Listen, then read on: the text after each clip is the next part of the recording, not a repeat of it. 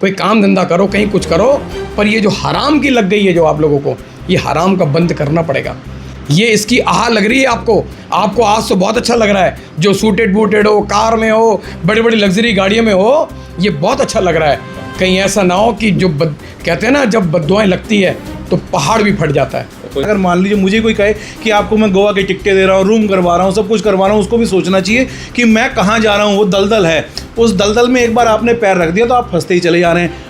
ऐसा ना हो कि ये एपिसोड जब चलते रहें लगातार लोग उनके नीचे नाम डालना शुरू कर दें। मैं उनसे भी कहना चाहता हूँ कि आप अपने आप को रोक लो, संभाल लो, अपने आप को ब्रेक लगा लो, अब भी समय है। और नहीं बल्कि रुद्रपुर के ही मॉडल कॉलोनी में पहले ये शख्स रहा करता था जो लगातार युवाओं को बर्बाद कर रहा है, और अब हाल ही में उसने अपना एक नया ठिकाना जो कि ग्रीन पार्क में बनाया है, जो युवाओं को, जो रुद्रपुर के व्यापारी और कारोबारियों के बेटों को ये चस्का लगाता है, नेपाल और गोवा फ्री में ले जाता है और उसके बाद उन्हीं को मोटा पैसा दे करके और फिर ब्याज सहित वो पैसा वसूलता है। जब उनके पास पैसा नहीं होता या फिर पैसा खत्म हो जाता है तो उनको 10-10, 20-20% पर जो है पैसा दिया जाता है। नमस्कार, आप देख रहे हैं खबर पड़ताल, मैं हूं राजीव। आखिरकार रुद्रपुर का समाज किस ओर जा रहा है? रुद्रपुर में कुछ लोग अपना निजी स्वार्थ साधने के लिए युवाओं को कैसीनो जैसे दलदल और नेपाल और गोवा के कैसीनो की लत लगा रहे हैं, सिर्फ इसलिए ताकि उनका मुनाफा हो सके। कुछ युवा शहर के युवाओं को इस दलदल में धकेल रहे हैं सिर्फ इसलिए ताकि वह अपनी जेब गर्म कर सके, और कुछ युवा जब उनको इस पूरे कैसीनो की लत लग जाती है तो 10-10, 20-20% पर उनको पैसा दिया जाता है और फ्री में नेपाल और गोवा की यात्राएं कराई जाती हैं। हाल ही में कुछ युवा सुसाइड कर चुके हैं और कुछ युवक भी सुसाइड कर चुके हैं। पूर्व में भी हमने इस मुद्दे को चलाया था, जिसके बाद थोड़ा सा विराम लगा था, लेकिन मेरी दादी का स्वास्थ्य खराब होने के चलते हमारी ये मुहिम रुक गई थी। और पूर्व में भी हमारे साथ संजय जुनेजा जी और संदीप राव जी इस मुहिम का हिस्सा बने थे, और आज फिर हम इस मुहिम को आगे बढ़ा रहे हैं। और तीसरा पार्ट होगा मेरे ख्याल से संजय जी। तीसरे पार्ट में आज हम फिर संजय जुनेजा जी और संदीप राव जी से चर्चा करेंगे। संजय जी, सबसे पहले मैं ये जानना चाहूँगा कि आखिरकार अपना निजी स्वार्थ साधने के लिए शहर के कुछ लोग रुद्रपुर के भोले भाले व्यापारियों के बच्चों को और व्यापारियों को फ्री की लत गोवा की और नेपाल के कैसीनो की लगा रहे हैं और उनको फ्री में ले जा रहे हैं। उसके बाद उनको पहले लत लगवाते हैं और उसके बाद जब उनके पास पैसा नहीं होता या फिर पैसा खत्म हो जाता है तो उनको 10-10, 20-20% पर जो है पैसा दिया जाता है। हाल ही में कुछ केसेस ऐसे आए हैं सामने जिसमें कुछ युवाओं ने, किसी को हार्ट का अटैक हुआ, तो अभी हाल ही में कुछ लोगों ने सुसाइड भी किया है। किस तरह से देखते हैं आखिरकार समाज किस ओर जा रहा है? संजय जी, देखिए, सबसे पहले राजीव जी मैं आपका धन्यवाद करूँगा। ये तीसरा एपिसोड है, आप लगातार जागरूकता का परिचय दे रहे हैं। और ये बीच में जब चालू करा था, जब 2 एपिसोड आ गए थे, तो मुझे ऐसा लग रहा था कि बीच में कुछ ये चीज़ में कुछ कंट्रोल हुआ, लेकिन उसके कुछ बाद फिर लगा कि अब कंट्रोल में चीज़ें नहीं रही हैं। अब लगातार ये हानियाँ देखने को मिल रही हैं लगातार, कि जिनको कैसीनो जुआ खेलने का लत लग गया है, जिनको नेपाल से लेकर गोवा से लेकर जिनके तार बंधे पड़े हैं, लगे पड़े हैं, मुझे ऐसा लगता है कि ये लोग ये घुन के लग गया समाज में, और ये घुन कब ख़राब कर देगा ये पता ही नहीं चलेगा कब ख़राब हो जाएगा। जो देखिए, फर्नीचर में जो घुन लगता है वो तो सिर्फ फर्नीचर ख़राब करता है, लेकिन ये वो घुन लग रहा है जो परिवार का सदस्य खो देगा, और परिवार के जो खास तौर से जो हमारे परिवार में जो पत्नी है, हमारी जो पत्नी है, हमारी भाभियाँ हैं, हमारे बच्चे हैं, हमारी बेटियाँ हैं, देखिए उसका खामियाजा उनको भुगतना पड़ेगा। पिछले दिनों भी कुछ ऐसे केसेस देखने को मिले हैं कि जो लगातार ये सब चीज़ें सामने आ रही हैं, लेकिन नहीं आनी चाहिए। मैं तो प्रशासन से भी कहना चाहता हूँ, पुलिस प्रशासन से, क्यों नहीं आप रोक लगाते? क्यों नहीं हमारे समाज को, जो समाज के अंदर इतनी विकृतियाँ फैल चुकी हैं, इसको रोकने का काम करो। और वो लोग, उनका चिन्हीकरण करो जो लोग यहाँ से नेपाल से लेकर और वहाँ या गोवा तक का जिनके जाल बिछ पड़े, कहिए ना, उनको कीजिए अरेस्ट, मत छोड़िए इन लोगों को। कुछ तथाकथित लोग ही ऐसे हैं जो कई लोगों को घर के घर बर्बाद कर रहे हैं, परिवार के परिवार बर्बाद कर रहे हैं। ऐसे लोगों को चिन्हीकरण होना चाहिए, ऐसे लोगों को अविलंब उठाकर बंद कर देना चाहिए। और मेरा कहना है, जो पिछले जो कुछ कैजुअल्टियाँ सुनने को मिल रही हैं, उन कैजुअल्टी के जिम्मेदार वही लोग हैं जो लोग हमारे यहाँ से लेके जाते हैं। एक परिवार में यदि एक सदस्य खोता है तो एक सदस्य नहीं खोएगा, परिवार एक और एक और परिवार की करोड़ों की हानि होती है और दूसरी तरफ जनहानि भी, पूरा परिवार खत्म हो जाता है। करोड़ों रुपए अलग जाते हैं, किसी की पत्नी का सुहाग चला जाता है, बेटी के बाप चला जाता है, किसी के बहन का भाई चला जाता है। सिर्फ एक आदमी नहीं मरता, मरते बहुत सारे लोग हैं। तो मैं कहना चाहता हूँ कि ऐसे लोगों को, मैं कहना चाहता हूँ, बाज आना चाहिए। ऐसा ना हो कि ये एपिसोड जब चलते रहें लगातार लोग उनके नीचे नाम डालना शुरू कर दें। मैं उनसे भी कहना चाहता हूँ कि आप अपने आप को रोक लो, संभाल लो, अपने आप को ब्रेक लगा लो, अब भी समय है। कहीं ऐसा ना हो समाज के लोग आपके खिलाफ भी कोई ऐसा आंदोलन छेड़ दें जिसमें भी आपको कोई परेशानी ना हो आप लोगों को। संजय जी, आपकी प्रतिक्रिया भी लेंगे। और ये कोई और नहीं बल्कि रुद्रपुर के ही मॉडल कॉलोनी में पहले ये शख्स रहा करता था जो लगातार युवाओं को बर्बाद कर रहा, और अब हाल ही में उसने अपना एक नया ठिकाना जो कि ग्रीन पार्क में बनाया है, जो युवाओं को, जो रुद्रपुर के व्यापारी और कारोबारियों के बेटों को ये चस्का लगाता है, नेपाल और गोवा फ्री में ले जाता है और उसके बाद उन्हीं को मोटा पैसा दे करके और फिर ब्याज सहित वो पैसा वसूलता है, जिसकी गर्त में फंसने के बाद व्यापारी, युवा व्यापारी जो हैं, जो व्यापारियों के बच्चे हैं, वो फिर सुसाइड की ओर जा रहे हैं। संदीप राव जी, किस तरह से देखते हैं लगातार मामले बढ़ते जा रहे हैं, व्यापारी एक के बाद एक सुसाइड कर रहे हैं। हाल ही में एक सुसाइड हुआ है जिसके बाद हमने निर्णय लिया कि हमें जो है आगे आना चाहिए और आप लोगों ने कहा कि हम भी इस मुहिम का हिस्सा बनेंगे। किस तरह देखते हैं, आखिरकार क्या समाज ये चाहता है कि अपने ही शहर के भोले भाले बच्चों को या फिर भाइयों को जो है इस ऐसे रैकेट में फंसा करके और फिर वो सुसाइड करने के लिए मजबूर हो जाएं, और सिर्फ इसलिए कि करोड़ों रुपए का अगर वो गेम खेलेंगे तो कुछ लाख रुपए का मुनाफा मुझे भी हो जाएगा। राजीव भैया, मैं आपको बहुत बहुत धन्यवाद करता हूँ। आपका ये तीसरा एपिसोड है और आप शुरू से ही काफ़ी हद तक इसमें लगे हुए थे और काफ़ी हद तक आपकी वजह से ब्रेक भी लगा था। नेपाल वाला मुझे ऐसा लगता है कि काफ़ी हद तक ब्रेक भी लगा था और कप्तान साहब में भी इसने थोड़ी बहुत कुछ अच्छी मुहिम चलाई थी, मगर वो कहाँ रह गया, कुछ नहीं। मुझे लगता है अब लोग फिर से जाना चालू हो गए हैं, कोई कार्रवाई नहीं हुई। जो छोटी मछली पकड़ने का कोई फ़ायदा नहीं, मुझे ऐसा लगता है।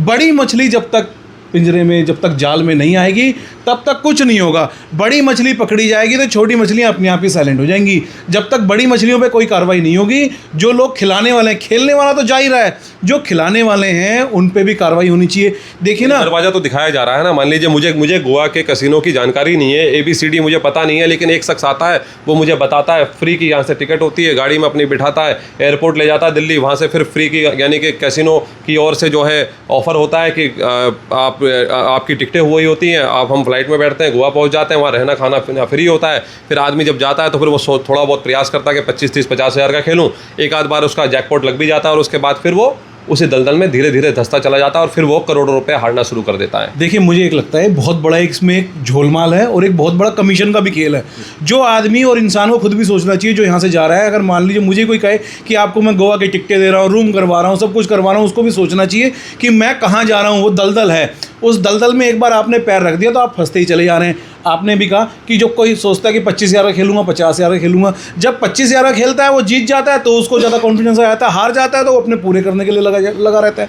मगर ये दलदल है, इसमें से निकलना चाहिए और इसमें फंसना ही नहीं चाहिए। पहली बात तो जो इसमें फंस जाता है वो फंसता ही चले जाता है और ये कमीशन खोरी का सारा खेल चल रहा है। जो लोग इसमें कमीशन खा रहे हैं, सबसे पहले कार्रवाई उन पे होनी चाहिए और जो लोग जा रहे हैं उन पे भी कार्रवाई होनी चाहिए। संदीप जी, लगता नहीं अब क्योंकि तीसरा एपिसोड है, अब चौथे एपिसोड में ऐसे लोगों के भी नाम या चेहरे बेनकाब होने चाहिए जो लगातार जो है रुद्रपुर के व्यापारियों को मजबूर कर रहे हैं सुसाइड के लिए। देखिए, अभी बड़े भाई संजय जुनेजा ने क्या कहा, लोगों को नाम सबके पता है कौन क्या कर रहा है। ऐसा नहीं है कि कोई नाम छिपा हुआ है। जिसके परिवार का सदस्य बच्चा चले जाता है उसको सारे नाम पता लग जाते हैं। और ऐसा ना हो कि अब कोई लाइव में ही आगे कह दे कि आप खिला रहे थे, आपकी वजह से गए थे। ऐसा ना हो कि सामने वाले सारा समाज इकट्ठा होके कहीं कोई मुहिम चला दे, कहीं किसी अधिकारी के पास कार्रवाई के लिए चले जाए। ऐसा ना हो। इससे बचने के लिए वो अभी इस चीज़ को छोड़ दें और छोड़ने की कोशिश करें, जिससे हमारे शहर के जो युवा पीढ़ी है, बुजुर्ग मतलब युवा पीढ़ी है, युवा हैं, जो भी इस दलदल में फंस रहे हैं वो दलदल में ना फंसें। ऐसा होना चाहिए। तो एक शख्स लगातार जो है शहर को दलदल में, हालांकि जिस शख्स की मैं बात कर रहा हूं जो पहले मॉडल कॉलोनी और अब हाल ही में जो है ग्रीन पार्क में जो व्यक्ति अपना ठिकाना बना करके रह रहा है, ऐसे ना जाने कितने और भी लोग हैं जो लगातार जुए के दलदल में रुद्रपुर के व्यापारियों को धकेल रहे हैं। संजय जी, तमाम लोगों की लिस्ट है, मेरे पास भी सूची है, जिन जिन लोगों ने अब तक ऑनलाइन गेमिंग हो या फिर सट्टे का बाजार हो या फिर ताश का गेम हो या फिर कैसीनो का गेम हो, जिसकी लत लगने के बाद करोड़ों रुपए हारने के बाद उन्होंने फिर सुसाइड को यानी कि आत्महत्या का ही रास्ता चुना। उन्होंने ये रास्ता नहीं चुना कि हम परिवार से बैठ करके या फिर सामाजिक तौर पर जो है पंचायतें करके एक रास्ता हल निकाल सकते हैं जिससे कि हमारी जान बची रहे, लेकिन उनको लास्ट में ये लगता है कि अब एक ही रास्ता है सुसाइड का। देखिए, मैं हाथ जोड़ के उन लोगों से प्रार्थना करता हूँ जो लोग इस दलदल में डाल रहे हैं। मैं उनको बार बार हाथ जोड़ रहा हूँ इस बात का कि हमारे समाज के लोगों को छोड़ दो, हमारे लोगों को छोड़ दो, बुज़ुर्गों, नौजवानों, कोई भी हो, उन लोगों को छोड़ दो भैया, उनको छोड़ दो। आप चंद मुनाफे के कारण आप करोड़ों रुपए का सत्यानाश कर रहे हैं, उस परिवार को सत्यानाश कर रहे हैं चंद मुनाफे के कारण। क्यों कर रहे हैं भाई आप? मैं कहना चाहता हूं, देखो, आपको बाज आना चाहिए अपनी हरकतों से। आप बाज नहीं आओगे तो कहीं ऐसा ना हो समाज में कोई परिवार आपके घर के बाहर खड़ा ना हो जाए कहीं। अगर आप मैं कहना चाहता हूँ आपसे, आपको बाज आना पड़ेगा। क्यों? क्योंकि जिस परिवार से बच्चा जाता है जिसकी जिस बहन का भाई जाएगा, जिसका पत्नी का पति जाएगा, वो खड़े नहीं जाएंगे आपके घर के बाहर क्या? देखो वो बहुत बुरा करेंगे आपके साथ। और मैं कहना चाहता हूँ कि आपको बद्दुआएं लगेंगी, बद्दुआएं। ऐसा ना हो कि आज तो आप जो काम कर रहे हो बड़ा अच्छा मीठा मीठा लग रहा है, चंद साल के बाद, 2-4 साल के बाद वो बद्दुआएं कहीं आपको विकलांग ना कर दें। वो बद्दुआएं आपको किसी लायक छोड़ेंगी नहीं। उन बच्चों की जिनके परिवार में, जिनके माँ बाप जाएंगे, जिनके परिवार में जो जाएगा, उनकी बद्दुआओं के अलावा कुछ मिलेगा नहीं। आपका सत्यानाश हो जाएगा। तो मैं कहना चाहता हूँ ये सब समाज के लोगों छोड़ दो। आप भी जो व्यापारियों की जो एक धारा है, उस धारा के अंदर आओ, कोई काम धंधा करो, कहीं कुछ करो। पर ये जो हराम की लग गई है जो आप लोगों को, ये हराम का बंद करना पड़ेगा। ये इसकी आह लग रही है आपको आज तो बहुत अच्छा लग रहा है, जो सूटेड बूटेड हो, कार में हो, बड़ी बड़ी लग्जरी गाड़ियों में हो, ये बहुत अच्छा लग रहा है। कहीं ऐसा ना हो कि जो कहते हैं ना, जब बद्दुआएं लगती है तो पहाड़ भी फट जाता है। कोई दवा काम नहीं आती, पहाड़ भी फट जाएगा। कोई दुआ काम जिस दिन किसी विधवा की बद्दुआ लग गई, जिस दिन उस बहन की बद्दुआ लग गई, जिस दिन उस बेटी की बद्दुआ लग गई, तो आइडिया लगा लेना कि आपको किसी लायक बचोगे नहीं। तो मैं भी कहना चाहता हूँ, पश्चाताप कर लो, कहीं बैठ जाओ मंदिर में, कहीं गुरुद्वारे में बैठ जाओ, पश्चाताप कर लो, आज भी कर लो, अपने आप को सुधार लो, ब्रेक लगा लो। कहीं ऐसा ना हो कि ये बहुत चीज़ आगे बढ़ जाए और आप समाज में इस लायक भी ना बचो कि आपको मुंह भी दिखाने लायक ना बचो। मैं कहना चाहता हूँ आपसे, हमारे व्यापारियों को छोड़ दो, व्यापारी धंधाबानी कर रहे हैं। राजीव जी, मैं एक बात और कहना चाहता हूँ, कुछ रिजल्ट सामने आए हैं और मुझे अंदेशा इस बात का, मैं आज एक अंदेशा प्रकट कर रहा हूँ। अभी तक तो रुद्रपुर शहर में जो ये काम चल रहे थे, आपने देखा होगा कि लोगों पर प्रॉपर्टी का बैकअप बहुत था। जो प्रॉपर्टी का बैकअप था वो प्रॉपर्टियाँ बिक गई हैं। जो बैकअप था, मैं उनकी बात कर रहा हूँ जो ये काम कर रहे हैं। जिनके पास प्रॉपर्टी का बैकअप था उनकी प्रॉपर्टियाँ बिक गई हैं। अब क्या बिकेगा? मकान, दुकान, अब वो बिकेगा, घर की गाड़ी बिकेगी। फिर उसके बाद क्या होगा? फिर सुसाइड का नौबत आएगी, फिर कोई और एक बड़ी अनहोनी होगी। तो मैं कहना चाहता हूँ कि अब भी समय है, हमारे जो बहुत सारे लोग जाते हैं उनको रोकना पड़ेगा। नहीं तो जो अनहोनी मुझे जो दिखाई पड़ रही है, वो ऐसा लगता है कि वो अनहोनियाँ जो घटनाएं भी छुटपुट हुई हैं, वो बहुत ज़्यादा अनहोनी होगी, मुझे ऐसा लगता है।